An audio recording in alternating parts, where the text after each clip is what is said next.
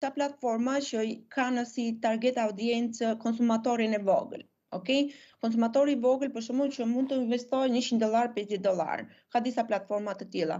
Dhe në përgjithësi kur regjistrohesh te këtë platforma, pyetësori që jepet gjatë regjistrimit gjatë procesit të regjistrimit nuk ka të bëjë me faktin se sa njohuri ke ti për të bërë tregti apo sa njohuri ke në me financa në personale.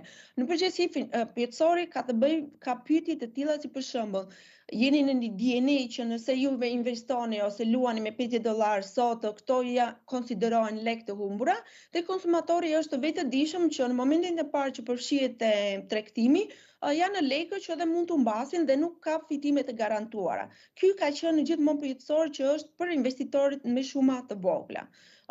Besoj se për ofruesit e shërbimit, ato që do licencohen në Shqipëri, duhet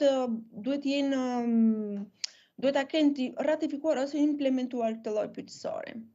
Projekt ligji i përcakton edhe e specifikon pikërisht edhe këtë pikë është që emetuesit e tokave të lidhura me asete reale ose tokena që janë të lidhur me lekun me paranë normale, to nuk janë të lejuar që të gjenerojnë të ardhura. Një nga kategoria që duhet të licencohet që ofruesit e shërbimeve, ato kanë një nga pikat kryesore, një nga kriteret është që duhet të bëjnë KYC, pra know your customer. Është një procedurë që përveç se merr të dhënat personale të përdoruesve ose të konsumatori, ofruesi i shërbimit ka dhe të drejtë ligjore që mund të marrë më shumë informacion në lidhje me burimet e të ardhurave, apo jam. Kështu që ose mund të kërkojë për shembull një dokument të vjetshëm, një pasqyrë të taksave që janë paguar.